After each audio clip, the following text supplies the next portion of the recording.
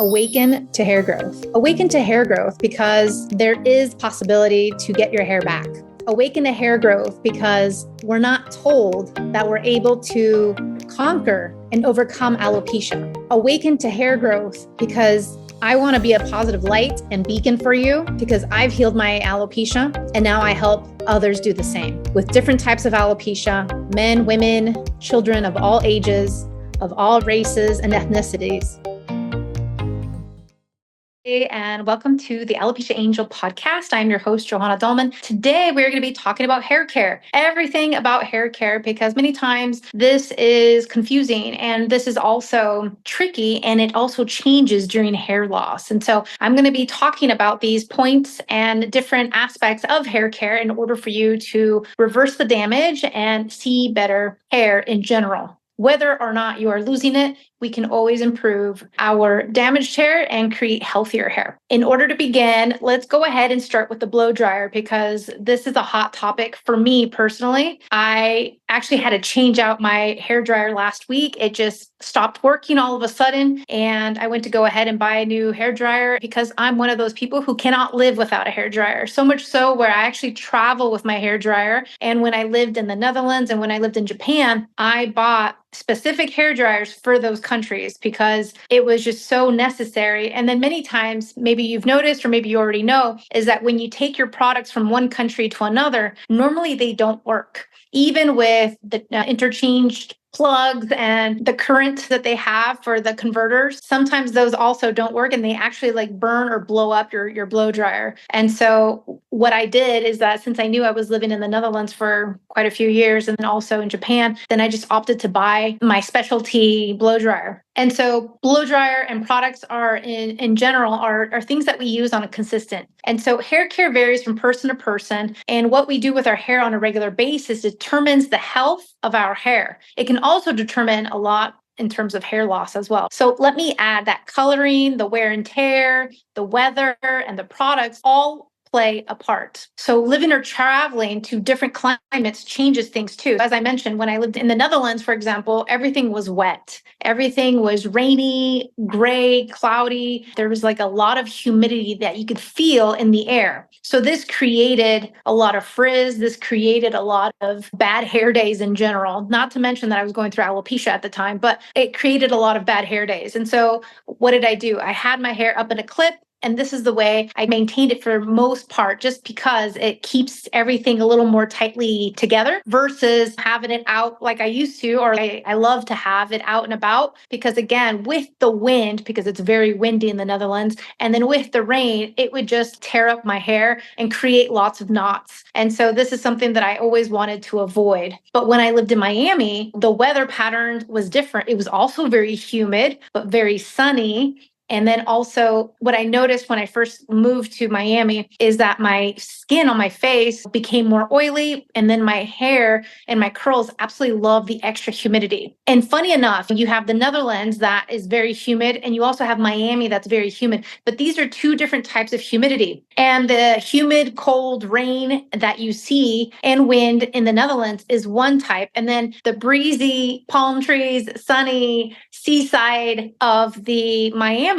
is completely different. And yet my hair thrived, my skin loved it. And granted, there were modifications because your body adapts to where you're going, but your hair and your skin may or may not, depending on the current products that you are using. So being aware of how your current products are adapting to the new climate and weather changes affects everything, the styling, how your hair looks, everything. So for example, there's just certain things that maybe you're using now that wouldn't work in other cities or states or countries when traveling. So that's always something for you to have in the back of your mind. On the contrary, though, when I lived in California or in drier climates, this too can also take a toll on skin and hair. It becomes drier, right? Your curls, your hair in general, your skin can also be drier. And so the outset of that is to create and have more conditioning treatments or more lotion to your body or more exfoliating and more ways to hydrate and moisturize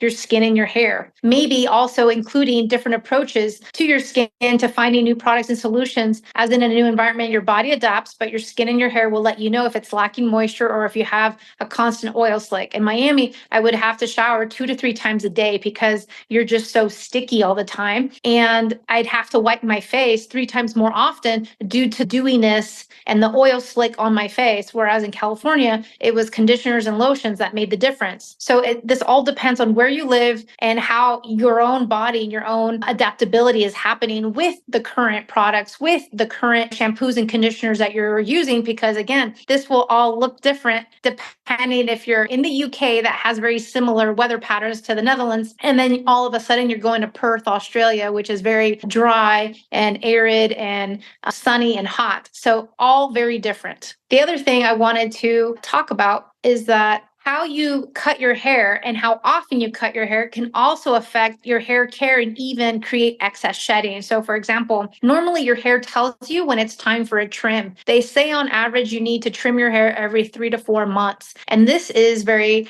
healthy, right? Just like cleaning your teeth every 6 months is something that we should be doing. We should be trimming our hair every 4 months. I will say earlier in my teens and my 20s, I wanted really long hair. So I avoid cutting it. And what happened? It created actually more shedding and more hair loss in the shower. I noticed this, and every time I cut it, the shedding stopped. And so it was one of those things where I realized that I needed to cut my hair more often in order for it to be healthy and to see less knots and for it to be just more manageable in general. This is me for curly hair. Maybe you have straight hair. And so straight hair is also going to be a very different approach on how you take care of it. My recommendations here are mainly based on my curly hair, but also in general on how you can navigate these things for yourself while living where you're living or traveling abroad or moving to a new place, as many people are doing. Mindset also plays a part too. Those who want to hold on to their hair seem to never cut it as much. And those who know that more will come, cut it frequently and without hesitation. Sometimes you just have to cut your hair. I've actually had to cut my hair earlier this year and late of last year, 2024. I had to cut it like 5 inches because of just damage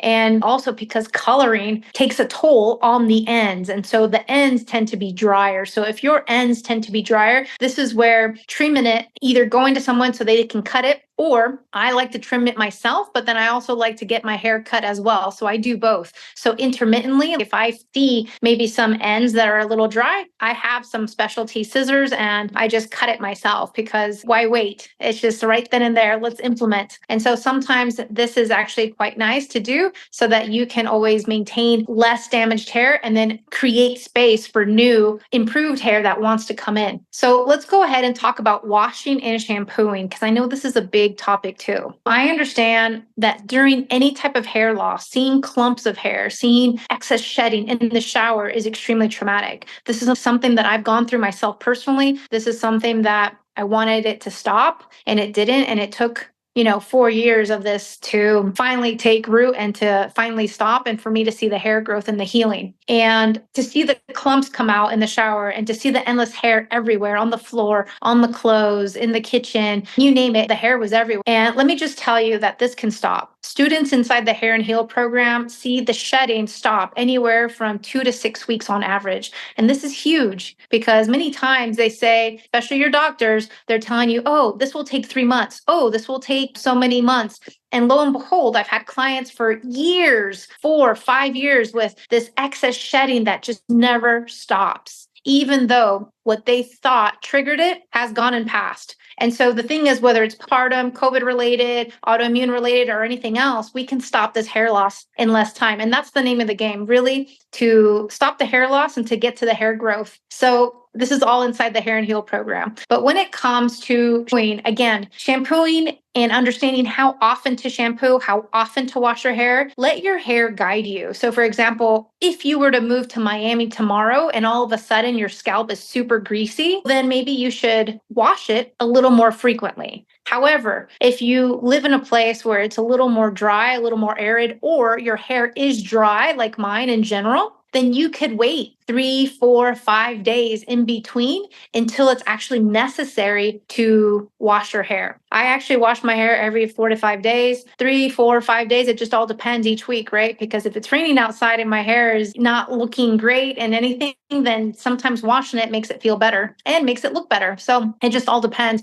on where you're at with your hair. But shampooing is something where this is a very personal choice when it comes to it. So lead by what your hair and your scalp needs are. But let me just say that what you have in your scalp is not necessarily your end all fate or destiny. Just like your hair loss, it's not your end all fate or destiny. The thing is, it's like we can change the amount of grease that comes out on our face skin, right? Sebum, or on our scalp. And we can also, let's say if your hair is too dry or your scalp is too dry or your face is too dry, we can also help that. And so there are ways to help either situation, whether it's too dry or too oily or somewhere in between, we can always help that. But then again, the personalized, tailored approach is necessary for me to understand how I can recommend things for you so that you can see those results. So again, don't let your current status of your hair dictate your future, because it doesn't have to be. Before in my 20s or even in my teens, my hair didn't grow as fast as it does now. It wasn't also as thick as it was now or as healthy. I had alopecia areata, which was moving into totalis. And look, now it's been over 8 years and I have full hair, even after postpartum, even after COVID, even after stressful times, even after moving to 2, 3 different countries, even after so many things. And so the thing is, it's like there's always room for improvement. There's always ways to do better and to get better hair. And the age, race, ethnicity, however long you've had your hair situation, whether it's hair loss or greasy hair or greasy scalp or anything else, you can change and modify this and improve this naturally. And so I show you how inside the program. So going back to the shampooing, see what your hair dictates. Maybe you're in Hawaii vacationing and maybe you need to wash it a little bit less or maybe a little bit more, depending on which side of the islands you are on. And again, this isn't permanent. The greasiness, the oiliness, or the dryness, none of it is permanent. We can always help and support it and modify it. So you can improve these conditions if you so choose. Same with drier scalp and skin are just like our face. We can improve the quality of our scalp. There is always a better way. So conditioning, some of you use conditioner and some others do not. I do and recommend conditioning your hair, especially if you have dry hair. Just understand that the directions on the bottle are not necessarily going to help with the cause, meaning on average, the bottle directions say, leave the conditioner in for 2 to 5 minutes. Sometimes this isn't enough. And if you feel that it's not enough, then leave it on for longer or maybe choose a different conditioner, one of the two cases. And so potentially you may need more of help, more of support, more conditioner. And that's okay. For others, you don't. You just need something lightweight. And maybe even for your children, you don't even use conditioner at all, just depending if it's a boy or if it's a girl and how their hair type is, right? If it's curly, coily, kinky, straight, or what have you. And so it just all depends. If you have dry hair, understand that the directions on the bottle are not necessarily going to help the cause, right? As I just said, the answer to that is to leave it on longer. Leave on the conditioner a lot longer so that you can see those benefits of the conditioner. Things don't just happen right away. And so we need to take a little more time if necessary. And if you're pressed for time, then there's other ways to go about doing this. Sleeping with wet hair is seen as damaging, as this can cause friction to the hair strands and create frizz. If anything, you might want to lightly braid or dry it before going to bed. Brushing hair while wet is sometimes seen as damaging too. However, this all depends. For example, with curly hair, this is the only way to brush my hair is when it's wet. And I normally do it when I have conditioner in it. This way, it easily detangles my hair and it easily sets it up for the curls that need to come out and need to be diffused when I'm outside of the shower. Because if I were to brush my hair when it's dry, I create and have a big poof. I'm sure you've seen pictures of me while I'm getting my highlights at the salon when they brush it out when it's dry. This is the reaction that I always get. For those with straight hair, perhaps being more gentle would work. However, personally, brushing while wet and with conditioner in it has always been my go-to. For me, the only way was to reduce the frizz and the poof would be to brush my hair while wet in the shower, rinse it, brush it again once it's wet, outside the shower, outside of the conditioner, and then style as normal. If there's too much water in the hair, perhaps using a microfiber towel to reduce the moisture once out. It also, if you tend to come out of the shower and then put on product directly, you also want to be mindful of that, because if you have too much water in your hair, it can dilute the product that you are using so it won't have the super strength or the propensity to do what it says that it's going to do, if that makes sense, because it's diluted. So be cognizant of that. I have talked in the past about tight hairstyles, and as mentioned many times, this can and does cause hair loss. I would avoid as much as possible and opt for soft braids or low buns instead. And really, if you wanted to go a little more wild and free, this is probably the best way too, is to have it just loose and out and about. For the sun protection, there's nothing better than a large hat with a high SPF. The high SPF is in the fabric of the hat. I have a hat with a high SPF of 50. This makes it easier than getting more products or chemicals to your hair. I know there's a lot of sun protecting chemicals and sprays out there. I would actually avoid those and limit the chemical exposure versus just using a hat. Or what you could do is wear it up and put on a scarf or put on anything else that you'd like to tie around your hair so that it doesn't have so much exposure to sun. Which leads me to the next point. Limit the amount of products you use. So lo and behold, I did a episode a while back, and the average African American lady uses around 7 products. And that's lowballing that number. 7 products. These are 7 different products with chemicals, 7 different products and chemistry when it comes to all these products. It could be a bad interaction. It could be, moving you into hair loss or to damage. And the thing is, just like cleaning products or anything else, these can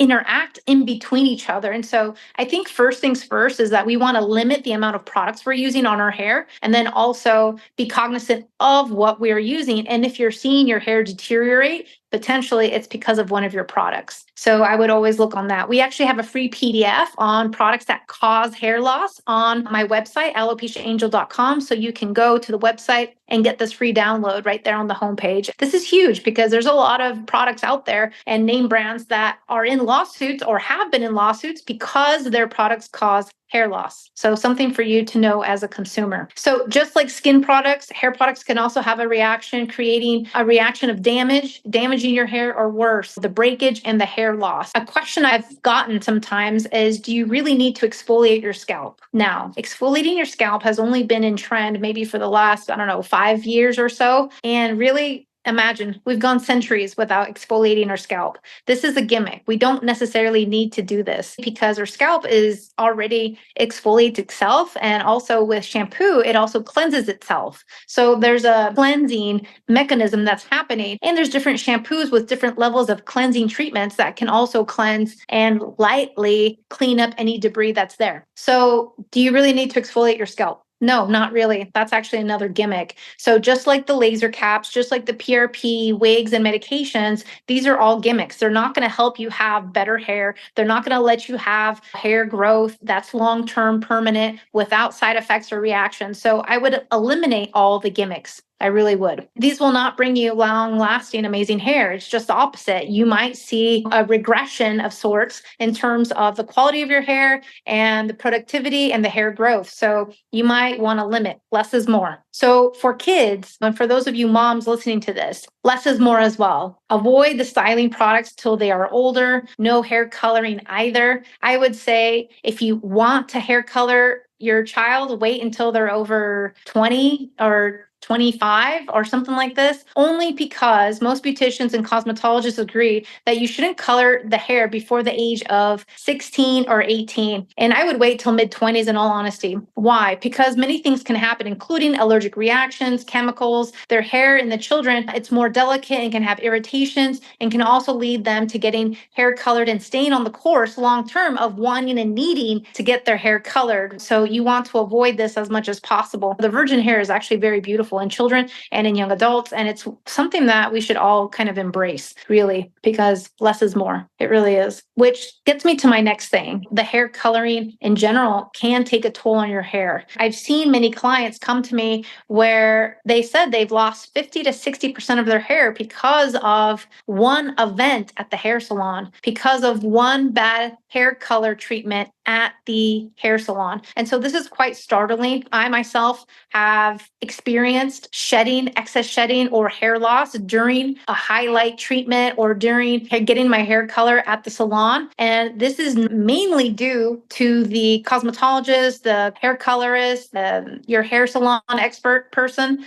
your hairstylist who's left the color on for too long. This is where we need to be very focused and have them be very focused. Hopefully, they're putting your hair color on a timer so that they are made aware of when they need to check up on you. If it's been too long, raise your hand and say something, because if not, then the adverse can happen. And then you could have really dry, damaged, brittle hair because of that. I've had to experience that in Japan and also in the Netherlands. And the thing is, it takes a minute to get to know someone's hair, to get to know someone's porosity, how quickly it lightens or how quickly it takes on to the hair dye. And so this is not all automatic, even if you've done thousands and thousands of hair color treatments on people. Every person is different. And so it's like getting to know somebody new each time, because that's exactly what it is. And so everyone's hair, the quality, the thickness, the fineness, all of it, all these factors determine how susceptible your hair is to and how prone it is to damage. And so this is where I've had certain clients, like I said, lose 50 to 60% while they're at the hair salon getting it rinsed out in the bowl. Can you imagine? Just really, and the thing is, it's like they can't do anything for you except sorry. There's nothing they can do or say for you, because the treatment is done. You're still going to have to pay your services. And then on top of it, you get to go home with 50 to 60% hair loss, which is quite disturbing. And in my case, it was quite disturbing too, because I lost hair and then also had to cut the ends because they were so damaged, so fried, that again, there's no way to salvage that. Granted, in my case, I know my hair is growing back and no big deal, but at the same time, it is still unsettling and it's still very disturbing. And so there's ways to mitigate that. Having candid conversations with your hairstylist, you telling them how your hair is, if it takes on to color because this really well, or if you've used, let's say, drugstore bought color before, that you're going to them, like explaining your situation and really talking to them about your type of hair, how it reacts, how it is, how gentle it is, how prone it is, and all these things is very necessary to have those candid conversations with your hairstylist too, but then also ensure that your hairstylist is focused and not distracted, because that's one thing that I've noticed is that when they're distracted, forget about it. There's more room for error. So heat styling, less is more. And less in between the week. I knew somebody who used the blow dryer every day and also used curling irons and heated curls every day. And so this was a lot. And I thought that this was a lot. This was back in my 20s. And I looked back at this and yeah, it's very time consuming, but at the same time, the damage also creeps up with a lot of hair styling. Granted, she didn't color her hair, so she was able to balance things out. She did a lot of heat styling, but no color. And so this balanced out. So for those of you who do both, you might want to see where you can make more improvements on this, and maybe less is more, and see where you can mitigate that. Worst of all, though, is again, the dyeing and the coloring and the highlights and the bleaching. I'm a product of this. I love my highlights and I'll probably always have my highlights. This does cause a lot of damage to the cuticle and it needs a lot of help and protective barriers and bonds to make sure it doesn't get dried out and dyed. Hence me having to cut off 5 inches in between January of this year and the end of last year. And this is again where cutting is the only option. It really is. And so you want to find a stylist that can do the highlights and just focus on the roots, not repeat the highlights on the bottom half of the hair, because that's where more damage happens. And then of course you have to end up cutting or have a short bob. And who wants a short bob?